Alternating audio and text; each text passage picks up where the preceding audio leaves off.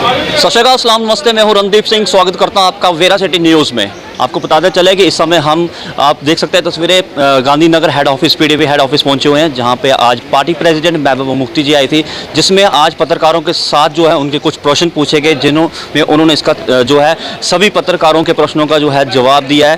और आपको बताते चले कि क्या उसमें बातचीत हुई है, बने रहिए हमारे साथ। अभी आप बिहार में गए थे, अपोजिशन पार्टी के सारे लीडर एक ही प्लेटफॉर्म पे थे और बड़े दावे किए गए थे कि यूनिटी दिखाएंगे हम बीजेपी के अगेंस्ट, और वो खोखले सब दिखते नजर आ रहे हैं। जिस तरीके से महाराष्ट्र में हमने देखा कि किस तरीके से Ajit Pawar deputy chief minister, तो आपका क्या कहना है इसमें? देखिए, जो अपोजिशन की यूनिटी है उसी से घबरा के जो कुछ तोड़फोड़ हो रही है, ये तो उसी से घबरा के हो रही है। क्योंकि अपोजिशन अगर खाली बीजेपी का मुकाबला करना हो तो opposition it is 60 versus 64 versus 36%। अगर आप वोट देखते हैं, अपोजिशन के पास 64% है या 63% है, और बीजेपी के पास, एनडीए के पास 37% है। It is not opposition versus BJP, it's opposition versus ED, CBI और जितनी भी एजेंसीज हैं, इनकम टैक्स की दूसरी एजेंसीज हैं, जिसको बार बार कहते हैं कि हमने करप्शन हटा रहे हैं, मगर सबसे ज़्यादा करप्शन अगर कोई जमात किसी 75 साल की हिस्ट्री में अगर कोई सबसे ज़्यादा करप्ट जमात है इस वक्त, तो वो इस वक्त रूलिंग पार्टी है, जो पैसा दे के, डरा के, धमका के। पहले तकरीर हुई एक जगह, वहाँ लीडर साहब ने कहा कि अभी एनसीपी सबसे ज़्यादा करप्ट जमात है, उसके बाद अब एनसीपी के लीडर्स को लेके जाते हैं। तो आप कॉन्स्टिट्यूशन की धज्जियां तो उड़ा ही रहे हैं, साथ साथ डेमोक्रेसी की भी धज्जियां उड़ा रहे हैं। ये जो मुल्क, जो हिंदुस्तान पूरी दुनिया में मशहूर है as a democracy, as a soft power, उसको आप बर्बाद कर रहे हो, तबाह कर रहे हो। और अपोजिशन की यूनिटी इससे कम नहीं होगी बल्कि ज़्यादा बढ़ेगी। Thank you. मैडम, मैम जब एनसीपी बीजेपी अलायंस का पार्ट नहीं थी, और तब बीजेपी आरोप लगाती थी कि जो नेशनलिस्ट कांग्रेस पार्टी है वो करप्ट पार्टी है, अगर भुजबल हो उनको जेल में जा दिया था। और देवेंद्र फडणवीस ने कहा था चुनाव प्रचार में चक्की पिसवाएंगे अजीत पवार को, आप उन्हीं के साथ सरकार बनाएंगे। बिल्कुल वही तो हम कह रहे हैं कि ये जो कल तक जिनको करप्ट कहते थे, आज सरकार बनाने के लिए उन्हीं को अपने साथ लेके जा रहे हैं। तो ये तो इनकी करनी और कथनी में तो बहुत फर्क है। ये तो समझ आ रहा है कि सबसे करप्ट अगर कोई जमात, कोई सरकार है, और सबसे ज्यादा मिसयूज अगर किसी ने अपने पावर का किया हो, ईडी का किया हो, सीबीआई को किया हो, अपोजिशन को थ्रेटन करने के लिए, अपोजिशन को खत्म करने के लिए, वो यही जमात है। मैं बीजेपी के नेता कह रहे हैं कि बिहार में भी ऐसा ही होगा। सवाल यह है कि सरकार के सभी मंत्री कह रहे हैं कि यूसीसी जो है, यूनिफॉर्म सिविल कोड, वो नीड ऑफ द ऑवर है और उसे इम्प्लीमेंट किया जाना चाहिए। उत्तराखंड में जो है वो एडवांस स्टेज पे पहुंच गया। नहीं, पहले मुझे ये समझाएंगे कि यूनिफॉर्म सिविल कोड किस कानून में ये यूनिफॉर्मिटी लाना चाहते हैं। Can you tell me that please? उसके बाद मैं आपके सवाल का जवाब दूंगा। मैडम, रिलीजन को लेकर भी नहीं, रिलीजन को लेके है क्या ये? Is it about religion? जो बीजेपी के मंत्री कह रहे हैं वो इसी तरह बीजेपी के। आप मुझे बताइए, आप एक जर्नलिस्ट हैं, आपने ये स्टडी किया है जो यूनिफॉर्म सिविल कोड की बात हो रही है, ये किस कानून की बात हो रही है? हाँ, हमारे पास ऑलरेडी यूनिफॉर्म क्रिमिनल कोड है और वो बहुत अच्छा चल रहा है, क्योंकि बिल्किस बानो के रेपिस्ट को छोड़ दिया गया और हमारी जो पहलवान बच्ची हैं उनका रेपिस्ट खुला घूम रहा है। टमाटर जो है 25 रुपए से 100 रुपए किलो आपको भी मिलता है, मुझे भी वही मिलता है। नौकरियां ना हिंदुओं को मिल रही है ना मुसलमान। दैट इज द यूनिफॉर्मिटी जो इस कंट्री में इस वक्त। गैस की जो कीमत है 500 से 1200 हो गई है, वो यूनिफॉर्मिटी है।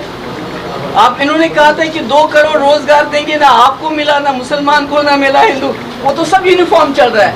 अब कौन सी यूनिफॉर्मिटी लाना चाहते हैं वो मुझे बताइए। जब आप यूनिफॉर्म सिविल कोड से मुझे सवाल कर रहे हैं, मुझे बताइए आप किस कानून की बात कर रहे हैं।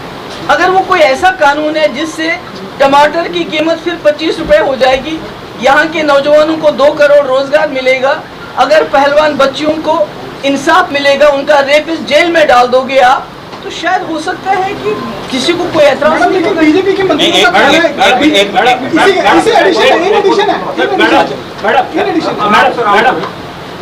मैडम, आपने अभी जैसे जिक्र किया कि जो अपोजिशन है, अपोजिशन से डरी हुई है बीजेपी और एजेंसी का इस्तेमाल कर रही है।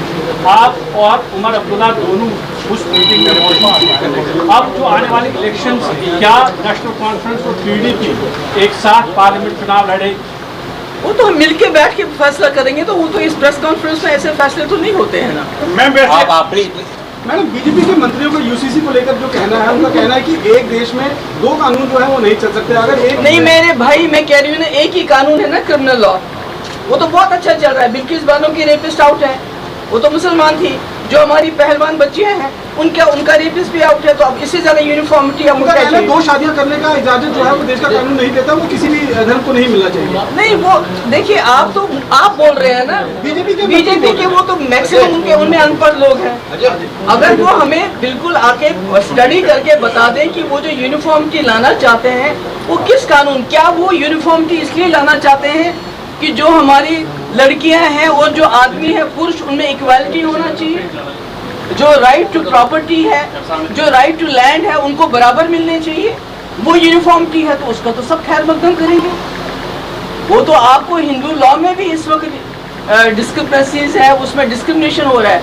अगर इस किस्म का कोई अच्छा कानून आता है जिसमें औरत मर्द के बराबर उसको हुकूक मिलते हैं, उसको प्रॉपर्टी राइट्स मिलते हैं, जो हिंदू लॉ में भी नहीं है, तो उसमें तो ठीक है। मगर उसके साथ साथ जब बच्चों का बलात्कार हो, उसके लिए जो कानून है उसको तो इम्प्लीमेंट कर लीजिए। हमारी पहलवान बच्चियां कितने महीनों से दरबदर हो रही हैं, आप तो वो रेपिस्ट के साथ तो आप फोटो खिंचवाते हो, तो आप किस कानून की, आप बीजेपी कौन से कानून को मानती है, कौन से संविधान को मानते हैं? वो तो सब चीजों की मैम, महागठबंधन की बैठक जो एक हुई है पटना में, दूसरी बेंगलोर में होने वाली है, क्या लगता है जम्मू कश्मीर के लिहाज से, क्या यहाँ पर भी उसके तहत आप पार्लियामेंट और फिर विधानसभा मैंने कहा वो बैठ के, अभी तो मैं कैसे मैं नहीं मैम, आप अभी आपकी पार्टी ने क्या सोचा है? बाकी तो अकेले मैं तो आपको थोड़ी बताऊंगी, अपनी पार्टी के साथ बैठ के पॉलिटिकल अफेयर कमेटी में मशवरा करूंगी, तो आपको तो नहीं बताऊंगी यहाँ पर क्या करना है हमने। मगर स्टेट प्रॉपर्टी टैक्स को लेकर पार्टी का क्या, सॉरी, प्रॉपर्टी टैक्स को लेकर स्टेट प्रॉपर्टी टैक्स हो, इस वक्त जो स्मार्ट मीटर्स की बात हो, हमारी बिजली सबसे ज्यादा जाती है नेशनल पूल में, और पूरे मुल्क में ये बांटते फिरते हैं मुफ्त की बिजली, 200 यूनिट 300 यूनिट, और कश्मीर में श्रीनगर ठंड में जलता है, कश्मीर और जम्मू सर्दी गर्मी में जलता है, और ऊपर से स्मार्ट मीटर, बिजली की फीस की अभी तक बिल्स नहीं आए हैं, 4-4 महीने का इकट्ठे लोगों को देना है, तो और कितना लोगों को तंग करेंगे। और आप प्रॉपर्टी टैक्स लगा के ये तो लोगों के ऊपर बोझ डालना चाहते हो, और तो कुछ भी नहीं है।